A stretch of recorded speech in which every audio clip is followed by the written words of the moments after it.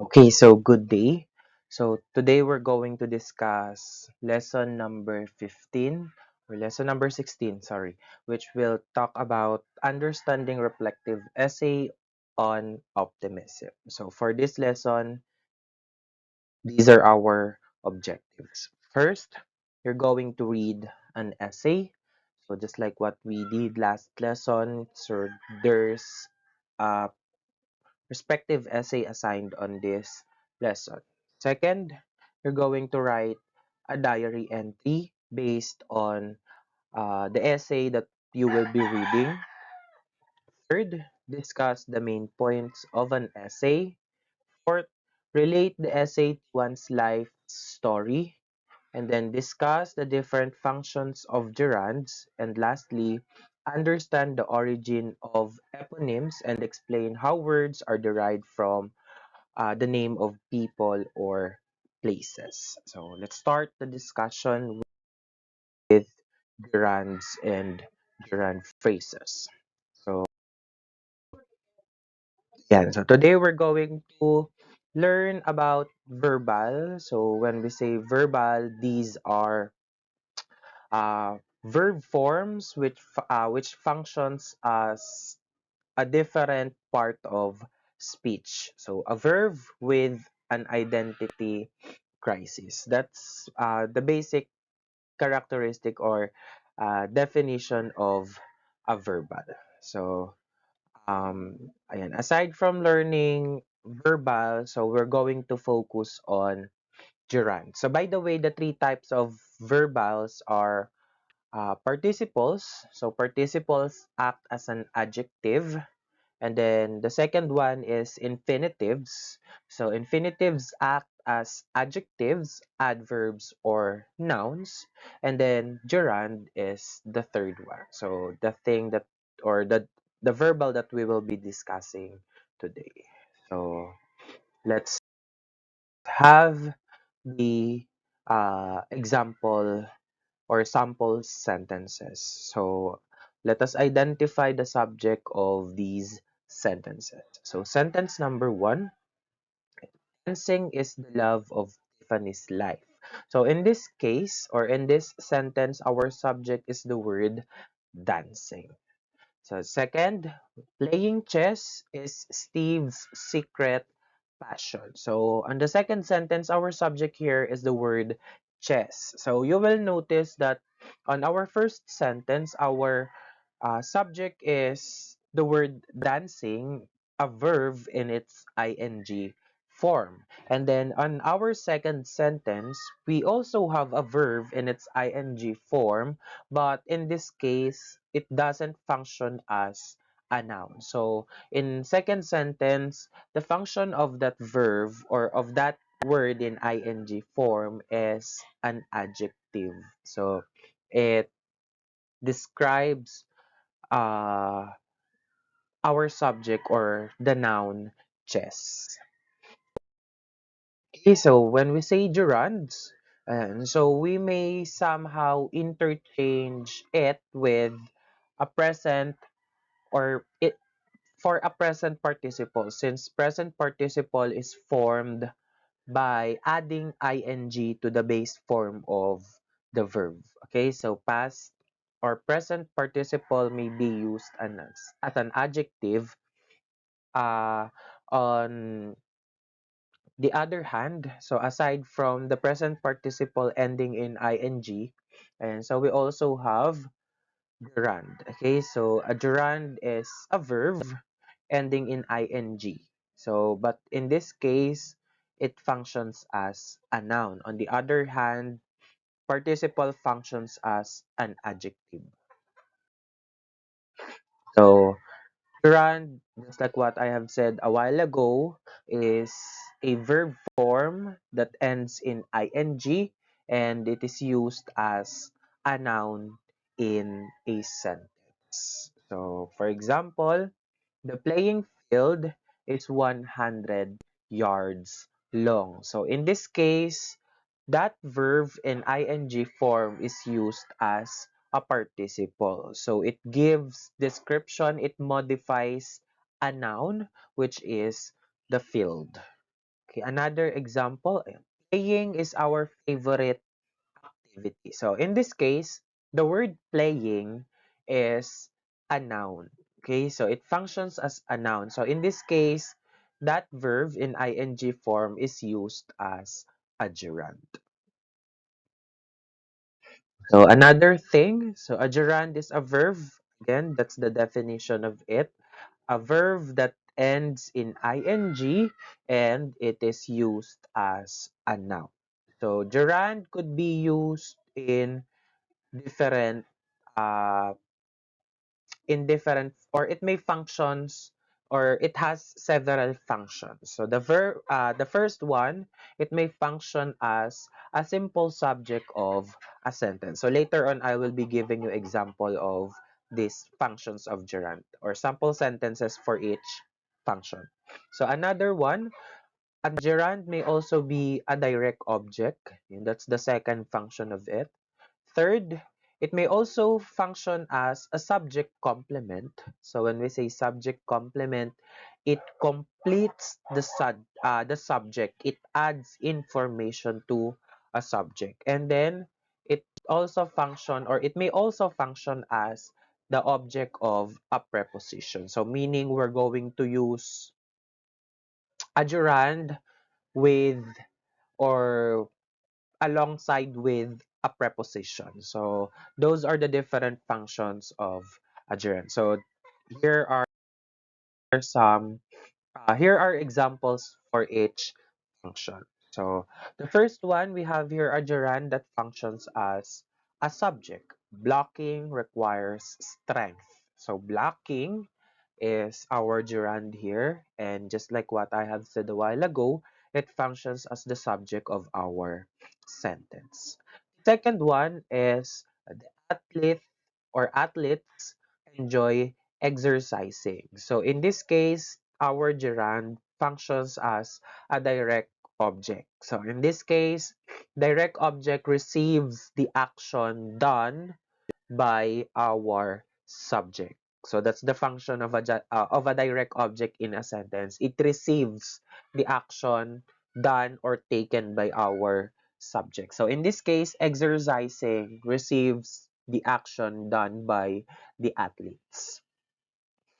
Third, my favorite hobby is playing badminton. So in this case, our gerund functions as a subject complement. So again, subject complement completes or it adds information about the subject. So in this case, the subject is hobby.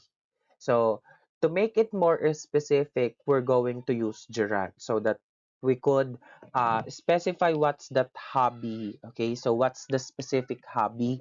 So we had or we have the word playing. So my favorite hobby is playing badminton. So by the way, in order for us to easily identify if a gerund functions as a subject complement, usually it is preceded by a be verb or is, was, are, or were. So it is being preceded by those verbs. And then lastly, we have a sample sentence for a gerund functioning as an object of a preposition. So they maintain endurance by running. So in order for us to identify if a gerund functions as an object of a preposition, always look for a preposition before the gerund. Okay? In order for us to easily identify if it's a subject complement, always look for the be verb. Okay? Or the is, are, was, were. And then in order for us to identify if it is a direct object, look for the main verb and analyze if the gerund receives the action done by the subject. So those are the ways that we can somehow observe or easily identify the function of a gerund. So next part will be Duran phrases. So when we say Duran phrases, it's a group or it's these are groups of words that includes a gerund and other words that complete its meaning. So basically, gerund with other words. That's a gerund phrase, okay? Or you put gerund together with other words so that you may have a short phrase or short line. Okay, so for example, kicking the ball takes skill. Okay, so in here, if you will be removing the ball, so your subject will become kicking. But since it somehow lacks information, we put the phrase the ball. Okay, so kicking the ball is our gerund phrase in this sentence. Another example, a team tries to score or tries scoring a touchdown. So our gerund phrase here is scoring a touchdown. So that's our gerund phrase. Another example, a touchdown results from moving across the goal. So our gerund phrase here is moving across the goal. So that is a gerund phrase. Gerund plus other words to complete the meaning of it. Okay, so next part will be gerunds and the pronoun it. So gerund, just like noun clauses, can always be replaced by the word or by the pronoun it. Participles and participial phrases can never be replaced by the word it or by the pronoun it. So that's their difference, another difference of the two verbals. Third, gerunds are always singular.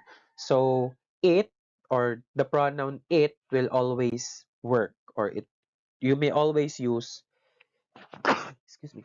You will always use that uh pronoun to replace gerunds. So here's an example. So Rob enjoys swimming. So you may replace the gerund swimming by the pronoun it.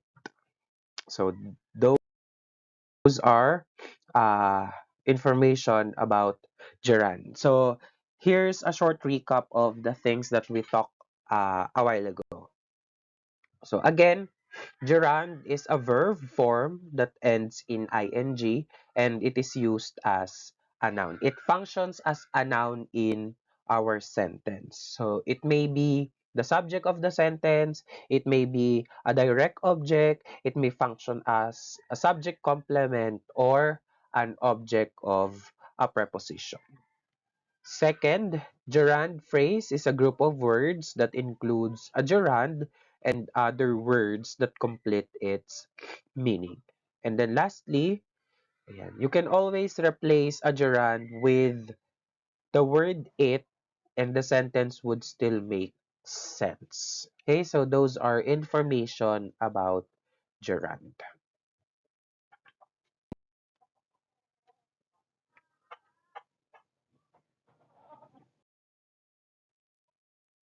Okay, so to continue, we will be discussing eponyms. So when we say eponyms, it is a person. It may be real or fictitious or imaginary or just made up by a certain person from whom something is said to have taken its name, or maybe the origin of a certain word. That's an eponym. So the word is taken from the name of a certain person. So eponyms is formed from eponymous, so from the Greek word eponymos, meaning giving name or name giving. So that's the definition of the word eponym and the origin of it. So some examples of eponyms are first, America. So the word America is named after Italian or the Italian map maker Amerigo Vespucci or Amerigo Vespucci. So that's another example will be Caesar salad. So restaurateur Caesar Cardini created the salad that now bears his name. Usually, uh, we use the name of those who invented a certain thing or who discovered a certain thing. So since you have the right to or you own it, you discovered it, you invented it, you may have the right to name that specific thing or a specific place. Another example is the word boycott. So this word is named after an Irish land agent, Captain Charles C. Boycott. So another example will be uh, Fahrenheit. So Fahrenheit was taken from the name of, excuse me, Gabriel Daniel Fahrenheit. So he is a physicist for whom temperature measurement is named after. So those are some examples of eponyms. Okay, next will be writing a reflective essay. So just like what we have discussed in our previous lesson, a reflective essay expresses the author's perception or reflection of a certain topic or issue based on his or her own personal events or experiences. So meaning you are writing uh, an essay based on how does that event affect you or what have you learned on that specific situation or event. So when writing reflective essay, the first thing that you must do is to think about some important experiences in your life that had left an impact in your heart. So that's the first thing that you must do. Before anything else, you're going to make or you're going to think of an important uh, part or important date or situation in your life that affects you the most. Next, you're going to narrate that experience. Okay, you're going to narrate it. How does that experience happened in your life? So that's the second thing you will that you will do. Third, you're going to share your analysis of the event. So you're going to explain it. You're going to analyze it. How does it affect you as a person? Third, you're going to sum up your thoughts about the experience or about that specific situation.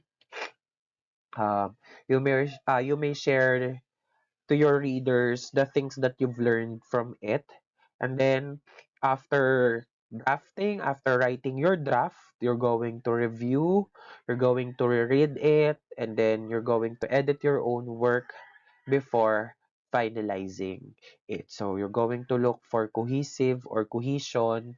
Uh, is there an is there a part of it that is considered unimportant or unclear? So you're going to polish it before publishing or before writing your final draft. So one of the most important thing that you may write in a reflective essay is the thing that you've learned from that specific uh, situation or experience. So next, we have here Helen Keller. So Helen Keller is born on 1880 and she died on 1968. Some information about her. She's an American author, activist, and a lecturer. Also, she's blind and deaf. Yes, uh, but what do you call this? But despite her case or her situation, she was able to change the perception of the world about people with disabilities. So she was the first deaf and blind person to finish Bachelor of Arts degree. So she was able to finish her education despite her case or despite her disabilities. Okay, so before reading the text, let us define first some of the unfamiliar words that you may encounter while reading it. So let's start with the word endo. Endo means to provide or provide with a quality, ability, or asset. So you are giving, you are providing these characteristics or things. Second is indisputable. So it is defined as uh, unable to be challenged or denied. So it's you cannot challenge this thing. Okay, it's fixed. That's one synonym of this word. Third, deprivation. So deprivation is the lack or denial of something considered to be necessary. So you are depriving, you are uh, denying them of these things. Okay, that's deprivation. Fourth, we have afflict. Afflict means cause pain or to cause pain or suffering to something or someone, or affect or trouble someone or something. So that's the first set of unfamiliar words that you will encounter in the text. Next, we also have conviction. So conviction means a firmly held belief or opinion. Meaning you strongly believe, okay, that's that your belief or your opinion is final. So that's conviction.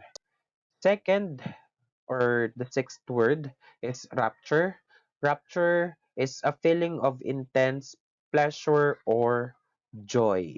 So that's the somehow one of the highest level of happiness or contentment. That's rapture. Uh, Eight will be disillusionment.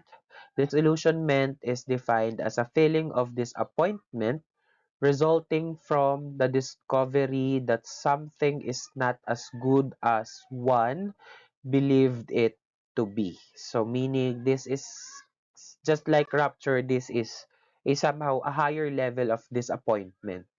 Okay, so you are strongly disappointed because you find out that a certain thing uh, or the result of a certain thing is not the one you expected. That's disillusionment. And then we also have asunder. Asunder means apart or divided. So another set we have impediment. Impediment means a hindrance or obstruction in doing something. So it could be a challenge, it could be difficulties. That's impediment. Also have the word thwart. Thwart means prevent someone from accomplishing something. So you are delaying someone to finish his or her work or task. We also have aggregate. Aggregate means a whole formed by combining several elements. So you are forming something out of different uh, elements or different things. Ayan. So those are the unfamiliar words that you will encounter in the text Optimism Within, written by Helen Keller. So just like an educated man, this text is also an excerpt. So it is taken from the text entitled Optimism. So I want you to read that text and uh, do this activity. So after reading it, you're going to write diary entry. Okay, so after reading the excerpt, so you're going to write a diary entry about a hard or crucial day in your life. So you will discuss your feelings and how do you overcome that specific day or different specific situation in your life. Okay, so that's our lesson. I hope that you've learned something. So if you have question, you may ask me on our GC. So thank you.